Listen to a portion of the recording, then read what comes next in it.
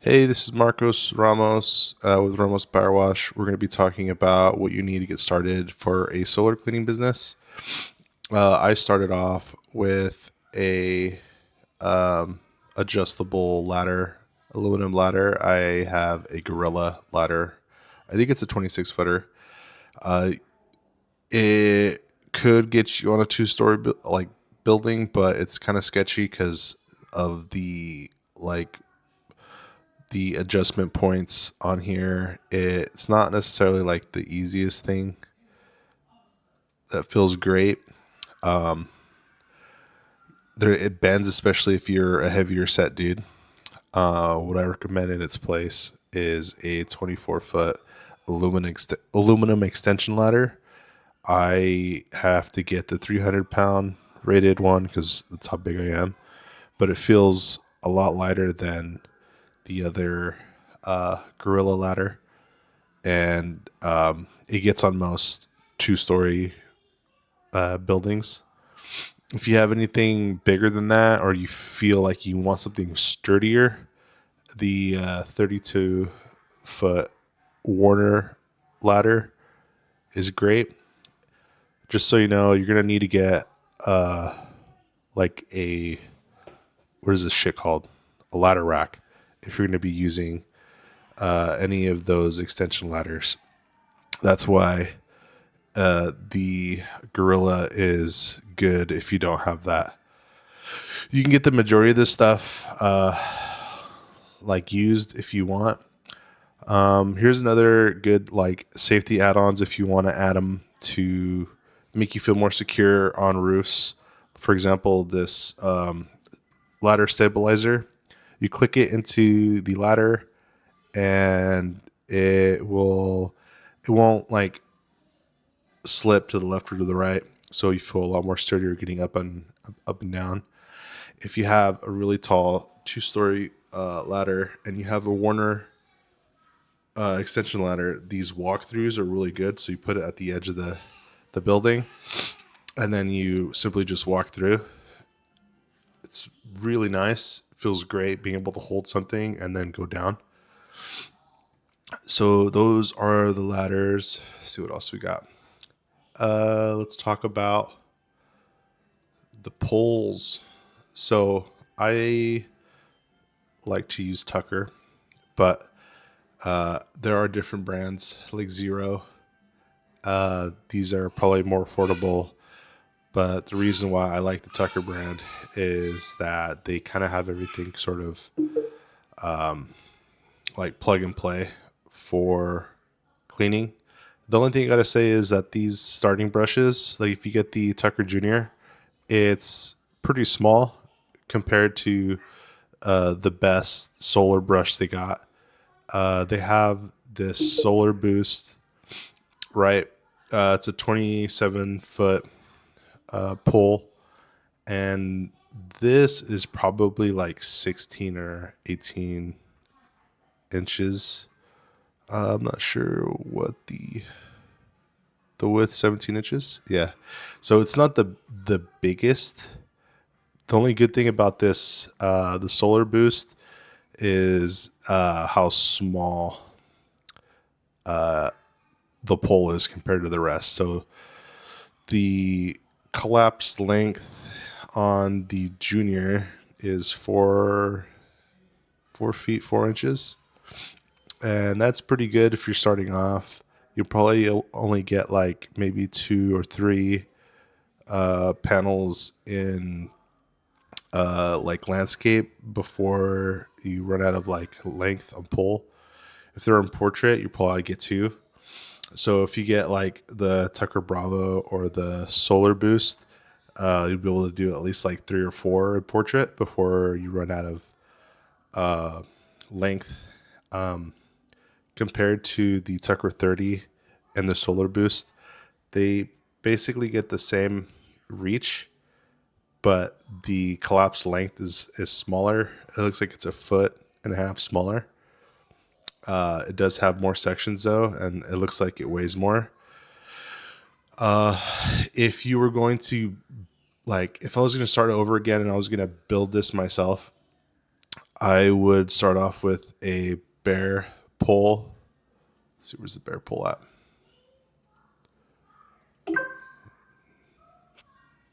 All right, so where were we at? We were at the bare pole. So, so the bare pole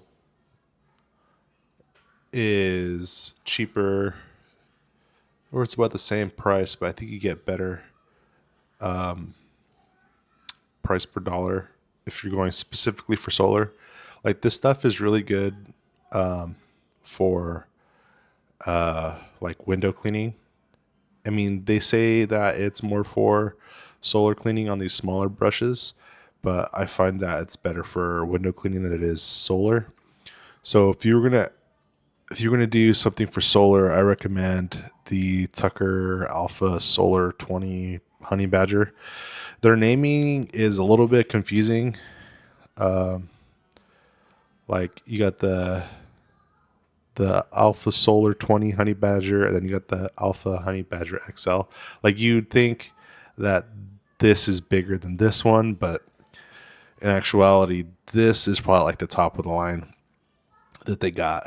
And the cool thing about it is they have a 20-inch section, which covers about half a panel in portrait. And then they got a 32 inch section. I think this is brand new, by the way, the 32-inch, which is like, I got the best that you could probably buy, but then they came out with this thing. The only thing about this is, see this section right here? They ship this with a high flow hose. Let's see if they have that in the picture right here. This high flow hose has a metal end that will not get through here. And if you try to put a smaller like hose, like if you buy like the Solar Boost, this has a, by the way, this doesn't come standard. By the way, when you buy this, it doesn't come with the pencil jets. It has this one section that goes right here for the rinse bar. Let's see if there's any other pictures of the hoses. Anyways, if you add one of these hoses to this kit and you try to run the water necessary to get both of these rinse bars to work, it's gonna pop off. It doesn't hold. And the way to get this to work is you're gonna have to get a drill and drill this out so you can put the like that high flow hose to get it to meet up with this thing right there. And once you do that, it's great. I love it. And you could even run a pressure washer with this system, and you have so much more water flow. And that's probably one of the better things about this system is the amount of water that you can push through when you're cleaning a panel. And it really does help. And it has some weight to it. I think this is all like custom milled aluminum. And like you can individually turn off the water right here if you need to. So like, let's say you're running, I don't think I have this set up right now for the water filter system, but that's another thing. If you're going to be selling, like if your selling point is, oh, I have RO water, then you can start off with one of these systems. The only thing that's a negative is the water flow. Like it's a trickle that comes out of these, and they do have high flow water pumps that you can get with these systems, and they're great. But if you don't have, like if you're using a smaller brush and you're only using one rinse bar, like these are fine. Like the amount of water coming out of there is like just enough for those smaller brushes. But if you're going to use the high flow stuff, I have modified Tucker Fill and Go. This is not necessary for a beginner, but they're really nice. And the problem with the Fill and Go is that the pump Let's see if I can get the picture. Right here, this pump. Water filter systems. All right, so this pump right here, right? There's a controller that you can have on your chest, and you can turn on and off the system. The only downside is that this pump is meant for those smaller brush heads, because this unit is more of a window cleaning unit than it is a solar cleaning unit, right? So you got your ppm or water meter here. You got your controller that controls this. If you're using that high flow pump or the high flow brush, you're going to want to replace this pump. You can keep all the fittings if you want, and then just swap off this pump for a higher gallon per minute pump. I have a 7 gallon per minute pump that's at like 70 psi. It's not necessary to have, but the thing about it is that this controller sends a pulse of electricity to verify that this is connected to this pump. And when it doesn't sense that, if it's a bigger pump, it's not going to work. So this pump or this pump controller, if you modify this thing, is not going to work. So the way to do it is where's the fucking pump out right here? There's wires for that switch that go to this. You can just take this plate off, right? There's wires that go to that pump over there, and you can cut them and put spade connectors. So if you ever want to swap it off, you can. You basically run this switch to this pump, and these pumps have a pressure regulator here. So as soon as it hits like 70 psi or 90 psi, or whatever it's rated for, it'll shut off, right? So when you have these valves shut off, it's gonna stop the pump from working so it doesn't burn up, right? That's if you're using a high flow a brush with this like Tucker system. They do have other water systems for. Let's check out the kit. So you do have stuff like this, these kits. There's one that has a pump on it already, like this one, and there is some downsides. Like this isn't gonna pull 5 gallons a minute. They say many gallons a minute, but if you like take off the cover for these pumps, it's actually supposed to be like 5 gallons a minute.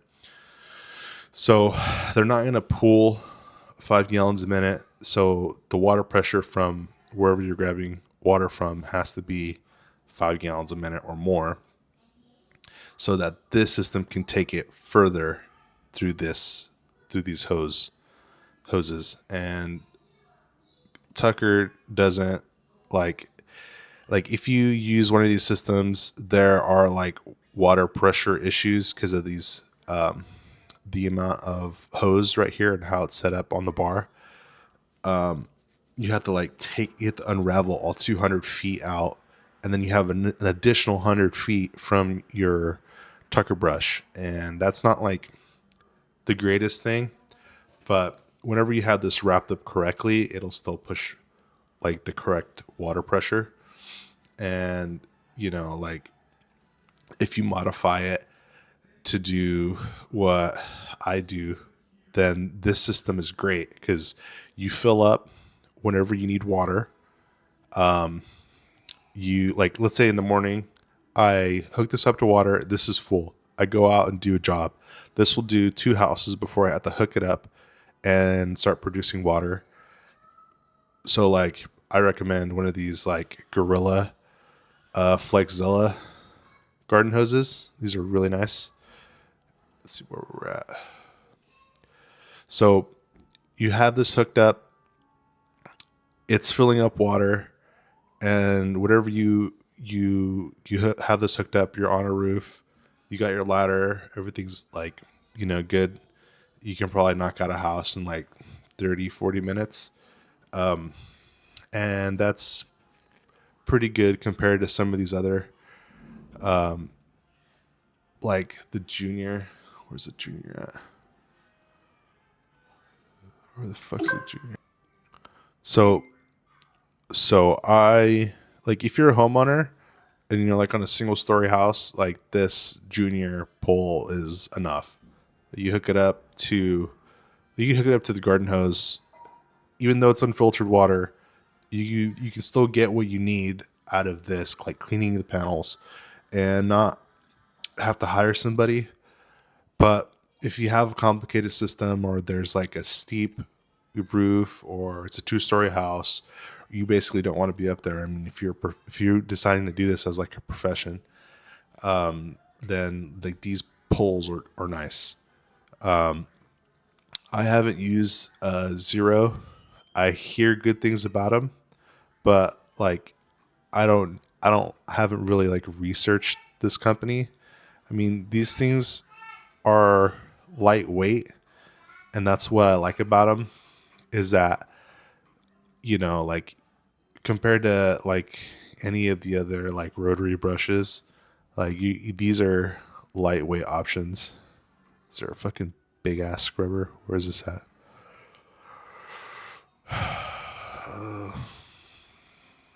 I'm not sure.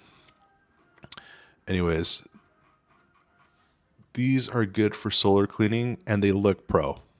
That's one of the things I like about Tucker themselves is that when you're taking pictures and you got like a big fucking brush like this and you're just knocking it out, and like you can take some really good videos of you cleaning panels, and you could use that for ads, meta ads, or any sort of Facebook ads. They're really aesthetically pleasing. Like if you have this looks pro, right? If you have like a car wash brush, like like a fucking, what's the biggest they'll make? 20-inch. Like this thing right here. You have this up there. Like this can work, but like it's not as soft as this thing, right? Like this can work if you're starting off, right? Like if I'm gonna just, let's do 30-foot extension pole.